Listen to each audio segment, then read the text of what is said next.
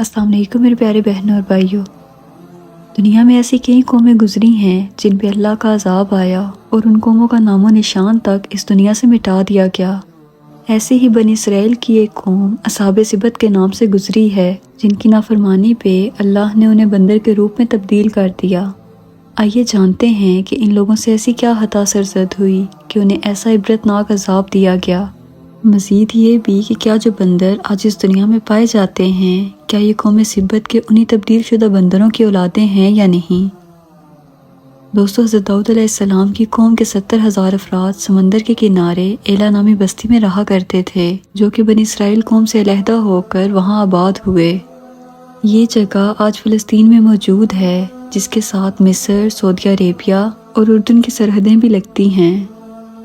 उन लोगों को अल्लाह ने हज़ारों नेमतों से नवाजा था। उनकी आमदन का सबसे मुनाफा बख्श ज़रिया मछलियाँ पकड़ना था, लेकिन जब उन लोगों पर राहत और सुकून का वक्त आया तो ये अल्लाह की इबादत से मुंह फेरने लगे और अल्लाह की महलूकात पर जुल्म करने लगे। इन लोगों ने तो रैत में हराम करदा चीज़ों को अपने ऊपर हलाल बना लिया था और नहायत ही सरकशी पर उतर आए थे।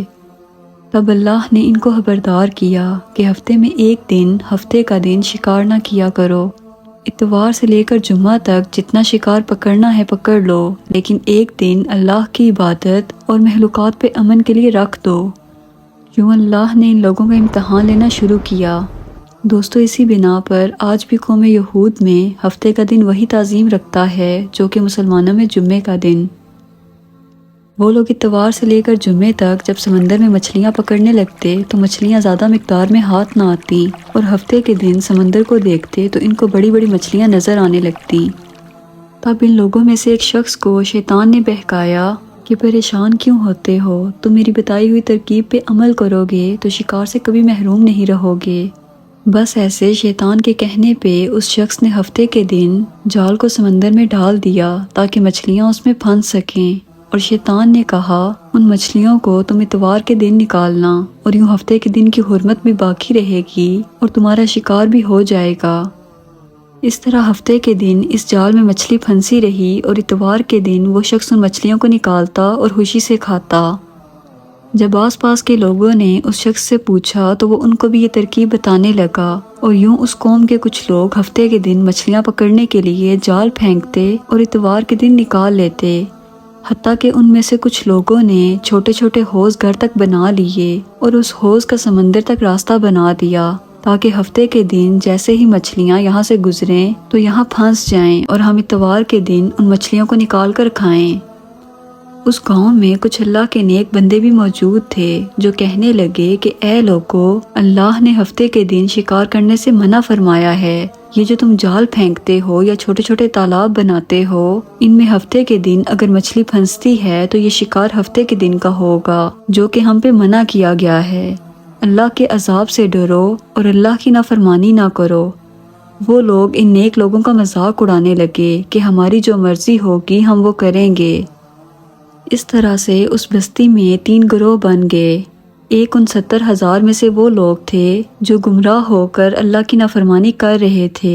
दूसरे वो नेक लोग थे जो इन गुमराह लोगों की इस्लाह करते और उन्हें मना करते, और तीसरे वो लोग थे जो उन लोगों से नफरत करते और खामोशी इख्तियार किए हुए थे। तो यूं वहाँ मौजूद नेक लोगों ने उस बस्ती के बीच में से दीवार को खड़ा कर दिया और ये हुक्म नाफिज किया कि अल्लाह की नाफरमानी करने वाले उस तरफ हो जाएं और हम जो अल्लाह के फरमाबरदार हैं वो इस तरफ रहेंगे। ऐसे वो तमाम नाफरमान लोग जिनकी तादाद तकरीबन 12,000 थी, सब दीवार के दूसरी जानिब चले गए और उन साले लोगों पर हंसने लगे कि हम पर कोई अजाब नहीं आएगा, ये तो सब किताबी बातें हैं। वो नाफरमान लोग साले लोगों से जुदा होने के बाद पूरी रात हंसते रहे, मजाक उड़ाते रहे। बस जैसे ही सुबह हुई और वो नेक लोग नींद से बेदार हुए तो उन्होंने महसूस किया कि दीवार के उस तरफ से किसी इंसान की आवाज़ नहीं आ रही। तो जैसे ही वो दीवार के उस पार चढ़कर देखने लगे तो वो ये मंजर देखकर हैरान रह गए कि वो सारे के सारे लोग बंदर की शक्ल में तब्दील हो चुके थे और बंदरों जैसी हरकत कर रहे थे। ان سالے لوگوں کے ان نافرمان لوگوں میں جو رشتہ دار موجود تھے، انہوں نے ان بندروں کے کپڑوں سے انہیں پہچانا اور چیخ کر رونے لگے، اللہ سے معافی مانگنے لگے۔ لیکن اللہ کا عذاب جب آتا ہے تو وہ ہو کے رہتا ہے۔ وہ 12,000 لوگ جو بندر بن چکے تھے کچھ بھی کھا پی نہیں سک رہے تھے، اور یوں 3 دن بعد وہ اس عذاب میں آ کر فنار ہو گئے اور سب کے سب مر گئے۔ جب انسان متکبر اور گھمنڈی بن کر اللہ کی نافرمانی پر اتر آئے تو وہ کبھی بھی خود کو اللہ کے عذاب سے نہیں بچا پاتا۔ ایسے کتنی ہی قومیں اس دنیا فانی سے اپنے تکبر کی بنا پر مٹا دی گئیں۔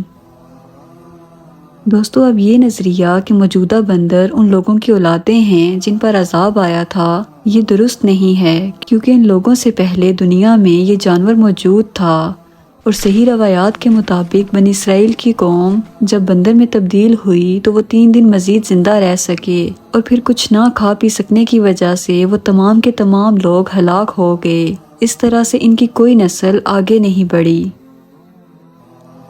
دوستو، مجھے امید ہے آج کی ویڈیو آپ کو کافی انفارمیٹیو لگی ہوگی۔ اگر آپ کو ویڈیو پسند آئی ہو تو اسے اپنے دوستوں کے ساتھ ضرور شیئر کیجیے گا اور میرے چینل کو سبسکرائب کیجیے گا۔ ملتے ہیں اگلی ویڈیو میں۔ اللہ حافظ۔